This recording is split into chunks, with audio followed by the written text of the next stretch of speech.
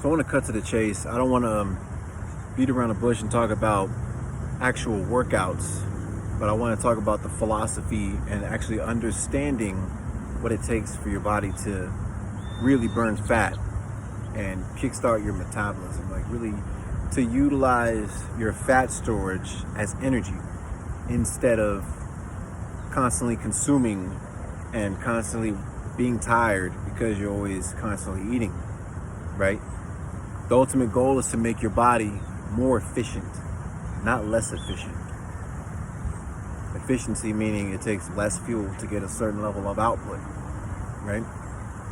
One problem that a lot of people have is their bodies are inefficient. They got hormones unbalanced. They're not taking in proper nutrition.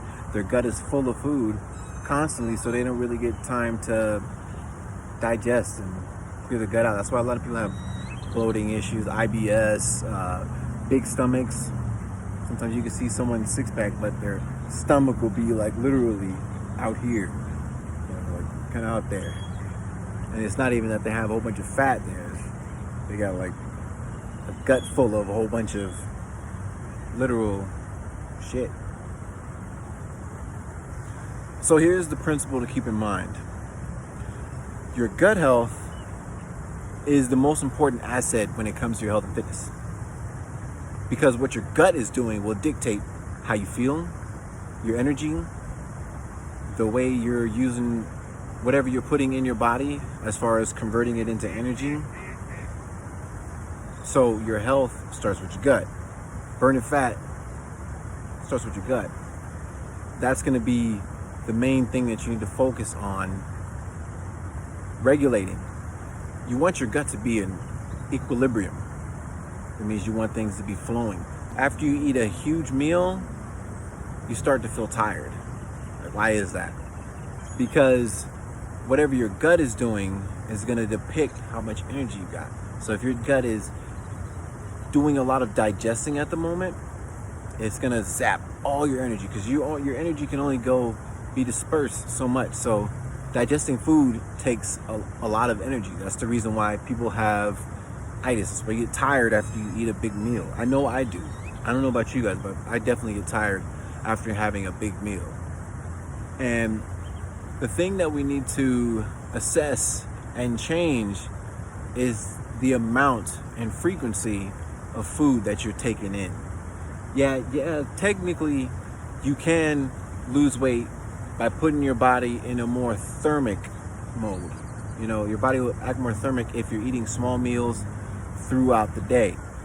The problem with eating small meals throughout the day isn't the fact that it's gonna speed up your metabolism.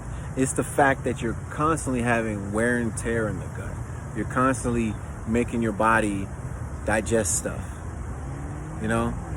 So that's putting wear on your gut. Your gut never really gets a chance to just heal and clear out the toxins from whatever BS you might be eating, you know, because everything we eat isn't exactly pure. A lot of the stuff that we eat has a lot of trace ingredients, and like look at your ingredients list on the back of food. How much of the stuff do you really know what it is? Like, how much of it can you actually even pronunciate? Like, speaking realistically, a lot of the stuff is artificial ingredients, artificial preservatives, artificial sweeteners.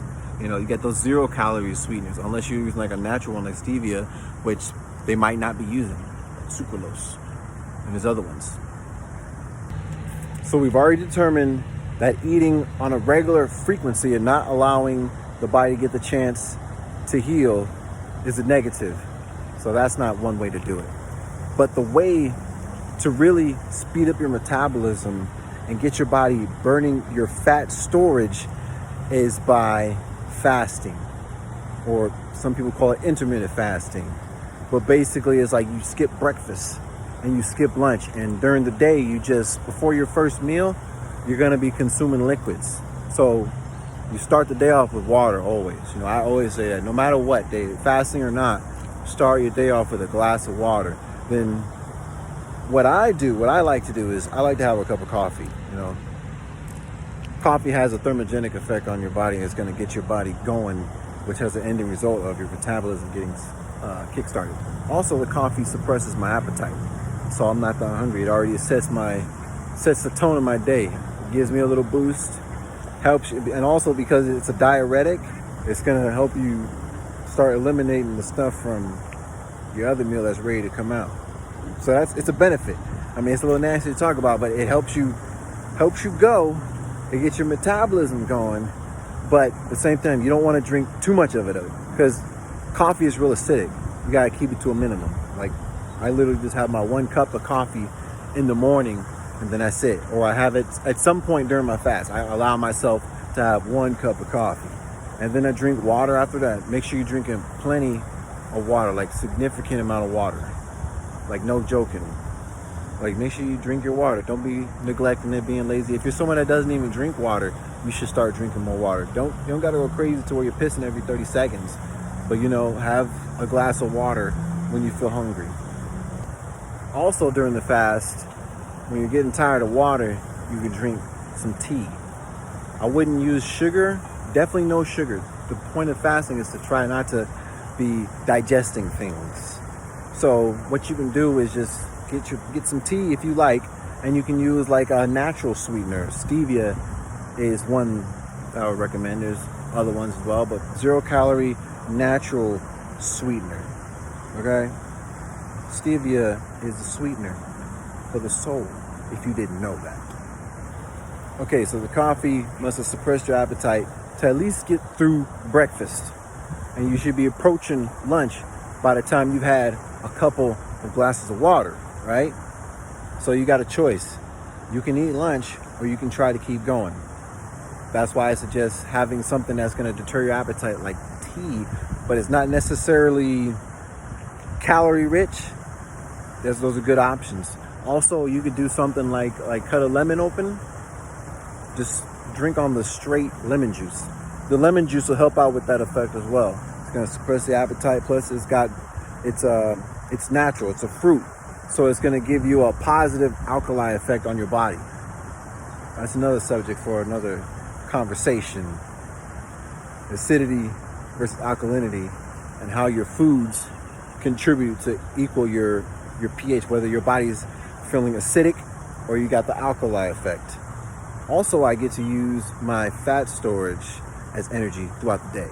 So while I'm fasting, if you're doing physical activity, I would actually encourage doing physical activity while you're in the fasted state. Not all day, but pick yourself a time to get some kind of workout or activity, or do it while you're working. If you work moving around a lot, if like you're some kind of guy, like you're a carpenter or something, or if you work moving boxes or something, or you're a nurse, fast during that time.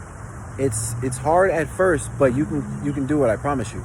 It was hard for me at first, but that's why you use things that suppress the appetites, like coffee or tea. I like to take the B12 shots as well, but that's just my personal preference. But remember, everything in moderation. You don't want to be overdoing it with the coffee or the B12s or anything, because too much of anything is not good for you. And the thing that fasting does for you, the way it works for your benefit, like I said, it equalizes you. You put your body in equilibrium, so it's going to give your body a more efficient type of sense. So your body's going to be way more efficient. You're not going to need as much sleep. You're not going to need to eat as much. You're not even going to have to work out as much to maintain your physique. It's not going to be that hard to lose body fat. And by the time you're done with your fast, I would suggest the first thing you have is something liquid and dense with nutrients. You could either have a piece of juicy fruit first, like cantaloupe, mango, watermelon. Those are 3 great options. Strawberries, blueberries, you can have whatever you want, just some kind of juicy fruit. But I like to have my spirulina drink. I got this green drink compound that's got spirulina, and also it's got a whole bunch of other minerals, and basically dried plants and herbs. Like, it's got turmeric in there, ginger. The list goes on. It's too much for me to remember, honestly. But I know it's really nutrient dense. And my favorite ingredient in there, as far as my fast breaker, is the spirulina. I swear, I stand by that. That's like my favorite something. That's my protein shake that I take. I don't know about other people, but spirulina is the perfect way to break your fast and then have the fruit, or vice versa. It doesn't matter. That's just my preference, in my opinion. If you've never done it before, I'd say try it. This is just my experience. It's my opinion. There's not one method for everyone. This might not be for you. But I know I like to get results. And the science has already been proven. This may not be what they was doing in the 80s or the 90s. It's starting to get more accepted now. This is still kind of a new type of outlook on weight loss and fitness, and burning fat and getting your body in equilibrium. It's something it's unknown, really. A lot of people don't know about it, but if you're open-minded to it, you'll get tremendous benefits. I can guarantee you that.